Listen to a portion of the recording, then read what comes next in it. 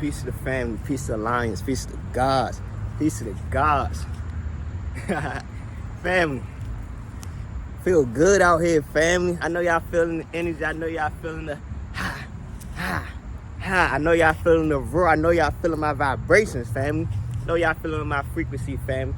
I know y'all feel this divine love, this divine frequency, family. So, now, I want to give, this is a message. It's, I want to say forewarning, mostly a message.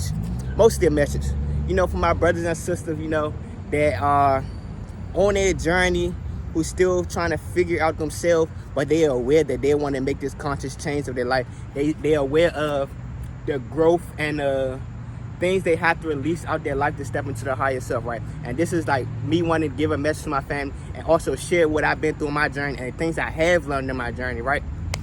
So, right, I'm gonna share this. When I got out of school, because this is where it all began at. When I got out of school, I didn't know what I wanted to do. I knew I wanted to be an architect, but I didn't, you hear me? I didn't have the grades to do it. So I was sitting with myself, really trying to do a deep soul searching. And this is where Rashad Jamal came across on my feed. Shout out to Rashad Jamal, right? Shout out to Reflection, free to God, right? So deeply, from that time period, and I reflect back on that time period, my inner child, or when I was my journey, right? I went through a stages with like death cycle where I had to release things. Like when I mean like we going our spiritual awakening, we are detaching from this physical world and the programs of the physical world, right? So mindfulness, right?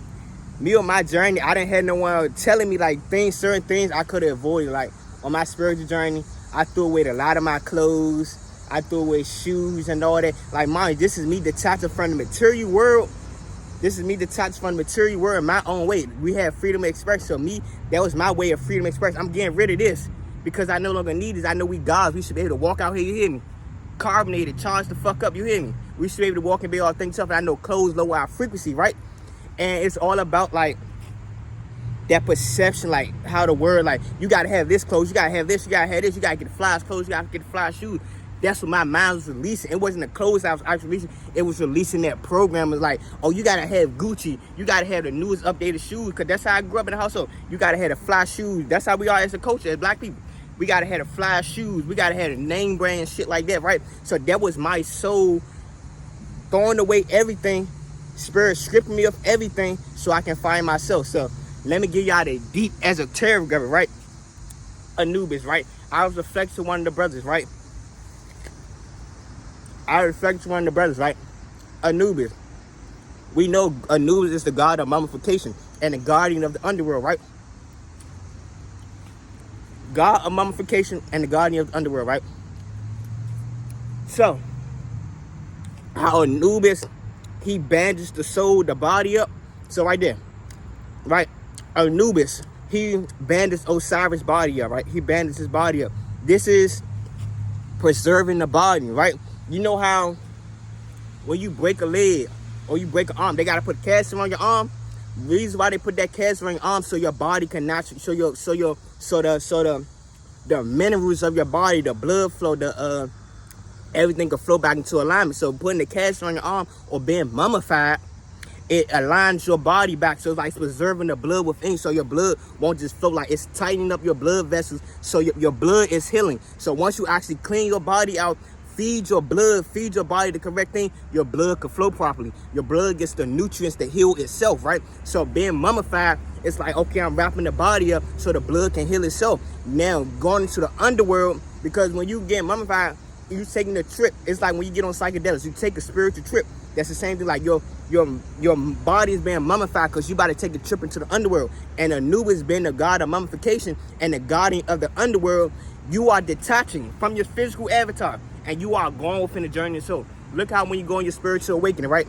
Recall all the moments you was detached from the physical world.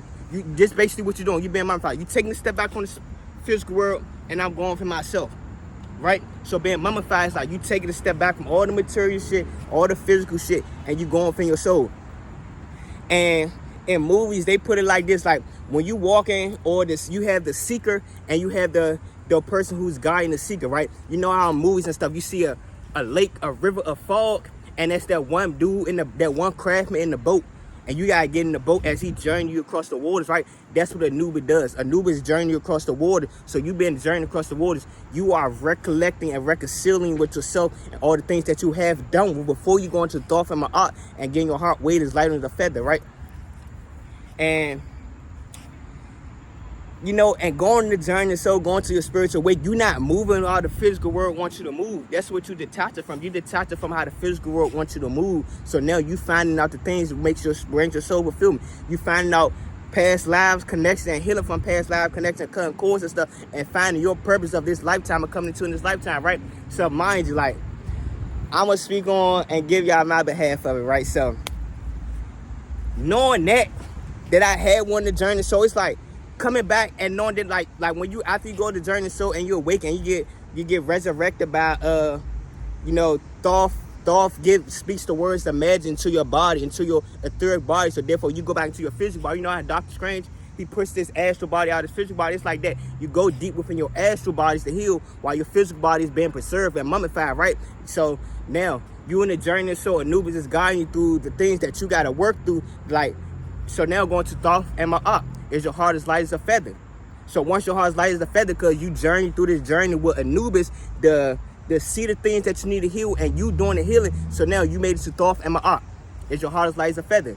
Anubis prepare you for this stage. So now we could go pull your heart out. Is your heart as light as a feather? Your heart is getting weighed on the scale. Is your heart as light as a feather? Is your heart as light as a feather? And if your heart is light as a feather, Thoth speaks the words of magic into you to resurrect you back into your physical avatar.